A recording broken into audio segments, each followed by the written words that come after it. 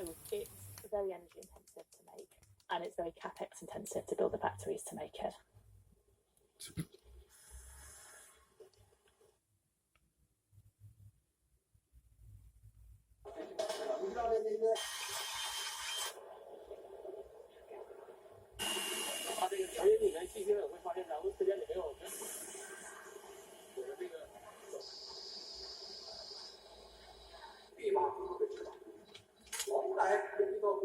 China was able to identify solar as an area where it could get in at the ground floor. It was an opportunity to really take over this industry, to dominate this industry. From 2004, Chinese companies responded to international demand by setting up bigger factories for solar than ever before. With support from government, but also just competing to supply a market, Chinese companies continued to innovate in terms of pushing down costs and building up unprecedented scale in manufacturing.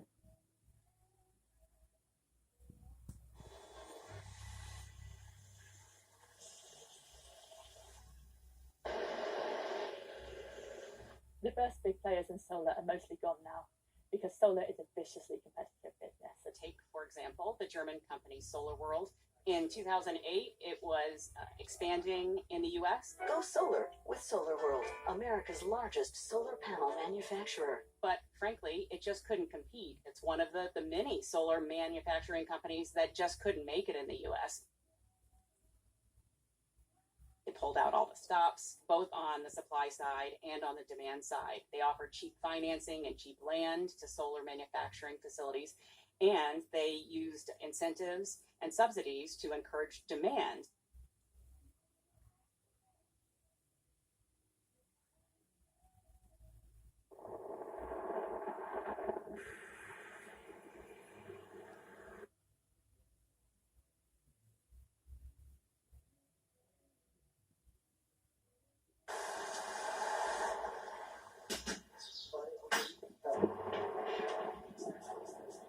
China is the reason why solar is not a cottage industry anymore. We're expecting solar new build this year to be about 392 gigawatts, which is a lot. It's the equivalent in generation terms of about one nuclear reactor every 10 days.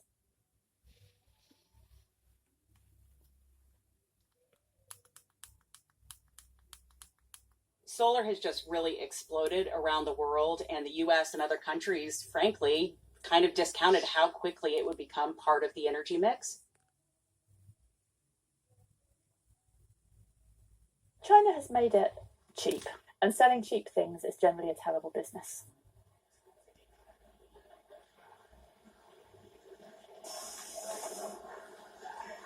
Reliance on any foreign supplier is challenging. Geopolitical concerns can get in the way. And in the solar supply chain, that's not just the solar panels, but also the inputs along the way to making them. It's the polysilicon, it's the wafers. If any company or country is the sole supplier, really, of some of those inputs, they can squeeze on prices, and they can also squeeze on supply at any given time.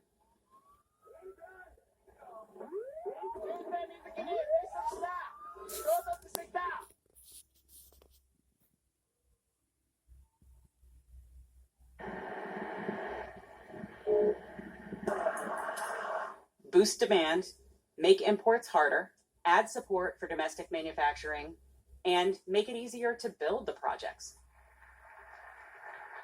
For years, China... The Inflation Reduction Act is very, very generous. Every wafer, every cell, every module that is made in the US factory gets a tax credit. There's also tons of support in the Inflation Reduction Act on the demand side of the equation. So there's direct money, $7 billion of it, designed to go to rooftop and community solar projects.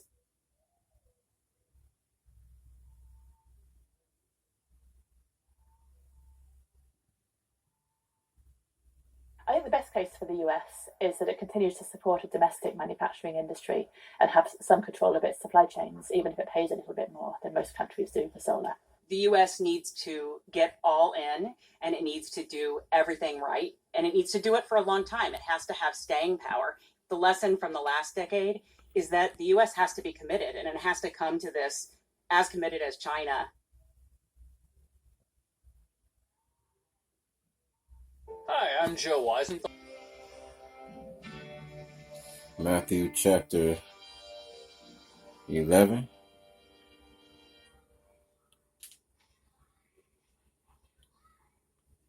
verse 20 through 24.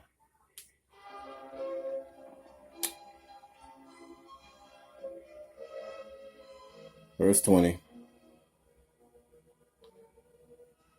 Then began he to upbraid the cities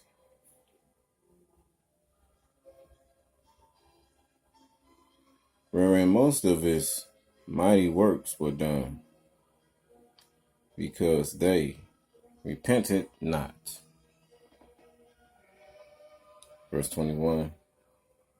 Woe unto thee, Chorazin! Woe unto thee, Bethsaida! For the mighty works which were done in you had been done in Tyre and Sidon, they would have repented long ago in sackcloth and ashes. 22. But I say unto you, I shall be more tolerable for Tyre and Sidon at the day of judgment than for you. 23. And thou, Capernaum,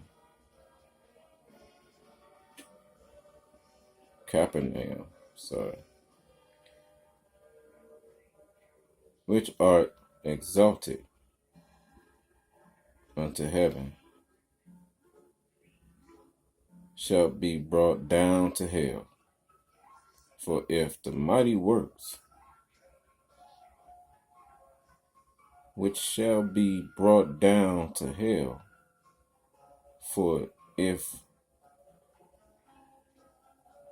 Salakia, let me read that again. Verse 23. And thou, Capernaum, if thou, Capernaum, which art exalted unto heaven, shall be brought down to hell. For if the mighty works which had been done in thee had been done in Sodom, if it had been done in Sodom, it would have remained unto this day. But I say unto you, verse 24, that it shall be more tolerable for the land of Sodom in the day of judgment than for thee.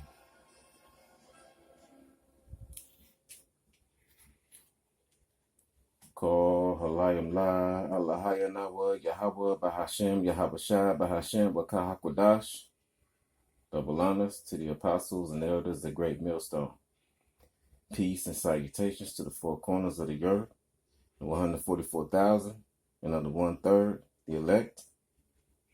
And to you I say Shalom, Shalom to Ha'akim, Wa'akwa, and all those young and new and faithful into this truth, and to the brothers pushing this word in truth and sincerity. Okay, this is that most people out there doing what they want to do and believe it. They're not heeding the call. They are heedless to the call of unplugged phones, of unplugged, becoming unplugged. We take this like is it serious? It could be something, it could be nothing, But I know we are not going to, those of us who fear the Lord, are not going to just be idly by and do nothing when it comes to taking heed to what's getting ready to go on. Now at 2:20 p.m., it says tomorrow, October 4th. All right, word is going to be out. This frequency, high-pitched frequencies are going to be set. And what's going to be getting those that's going to be caught sleeping is that while they out and about, they gonna be hey, like I say, like it's been said, it could be something, it could be nothing, but you know, hey, people out and about gonna be getting caught. They'll be out there on their phones, they'll be watching TV, smoking, carrying on, doing what it is, you know, heedless and dense and what's that, gross darkness, and gross darkness about what time it is. Okay. As the trumpet sounds around the world to the four corners of the earth, the 1/3 is taking heed to this. Okay. The only entertainment we interested in is fear. Okay. Not our own entertainment. Okay. This is the Lord's movie. And those who are not into fear, they are going to be entertained into their own bullshit. Okay? 2/3 are going to be entertained to their own bullshit. The only entertainment we into is not entertainment. Okay? We into the Lord's movie. Alright, we into fearing the Lord. Alright, if you ain't pray harder. Pray 10 times harder. Seek the Lord 10 times harder. Okay?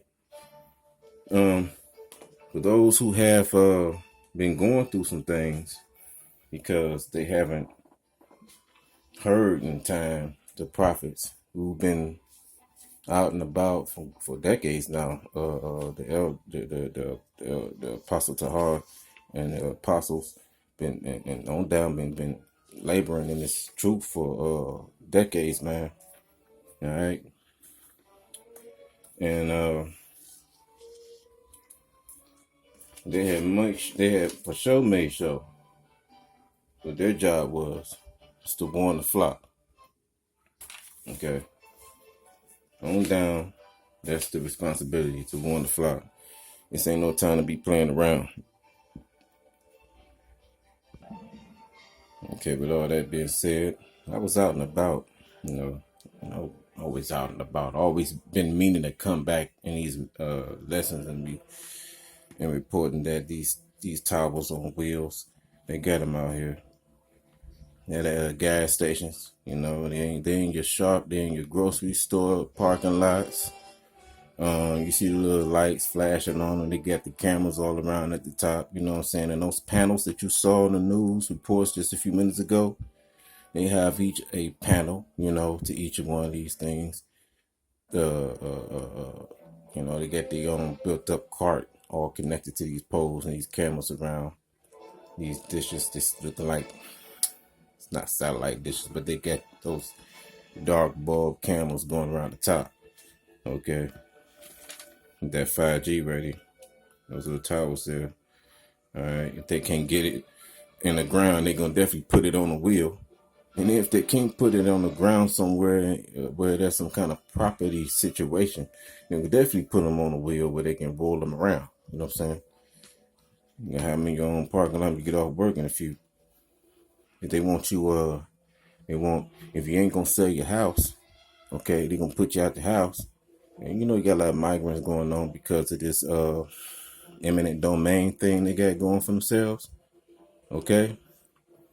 Now Esau, the eminent domain and his cohorts, okay, other heathens. If you ain't gonna get down with them, you're gonna kick you off your land. If you don't want to make your adjustment to your heater tank, your water heaters, they won't take your water heater and connect it. I read it off in a previous lesson. It's part of the plan. All this is due to the sins of people. It's a part of the iniquity that he's building up. In connection to 2/3 and other heathen sins and iniquities is all coming to head. Okay. We're about to jack up a lot of people. Okay. Now, like it's been said, it could be something, it could be nothing. All right. But people need to be paying attention to what they doing around in their own cities, in their own houses, around their own houses, in their own neighborhoods. No matter where you go, if you sinning, okay, you hit. This is the time to pray. Okay. This is a time to seek the Lord. But of course, you're going to have your mockers and you're going to have your occasional scoffers.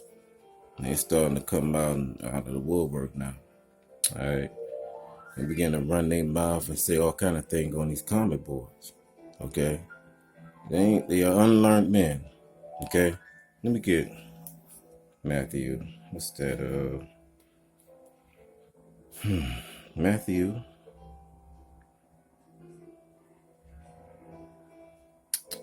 Chapter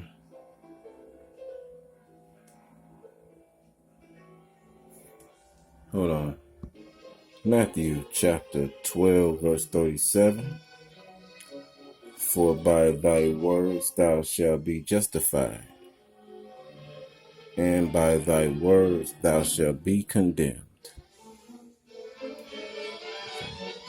So no matter what you see on these comment boards, man, or what somebody's saying to you out and about, all right, it's all being recorded and written down. Angels taking note. As fast as our memories are taking note and far beyond that, because we don't remember everything we do or say or have said. But the Lord, by way of his angels, the Lord knows. His angels out here and about. Okay, the Lord knows. You know. And our power is such that, of course, by himself, you know what I'm saying? But he has his and he has his angels out and about doing that work, he has his men out and about doing that work, and everyone is doing their portion. Okay. Even believers are doing their portion. Okay. Yes. There are two sides to every story. These bug outs, these 2/3, they're doing their part too. All right. Them guys are marked men. Okay. So it's not really about believing in what they're telling you. Ignore the marked man. Ignore him. And there's no way to worry about even fretting or worried about what somebody thinking or saying. If somebody's marking and scoffing, they're already marking themselves for destruction. Okay, I'm gonna read a psalm, from the first psalm really, from the small sword. Psalm 1. Blessed is the man who walks not in the counsel of the ungodly, nor stands in the path of sinners, nor sits in the seat of the scornful. Okay. But in his delight, verse 2, is in the law of Yahweh Bahashim Yahweh Shai, and in his law he meditates. Salakia, he meditates day and night. Our job is to stay focused. Okay? All right, stay busy and these prophecies, man. All right, believers. For the men have their assignments, to come with it every day with something. Okay, and by waves of frequencies throughout the day, somebody gonna be bringing out something. Okay. Don't worry about them, your videos being seen. Somebody come across them, just do the work. All right. I ain't want to make this too long. All right.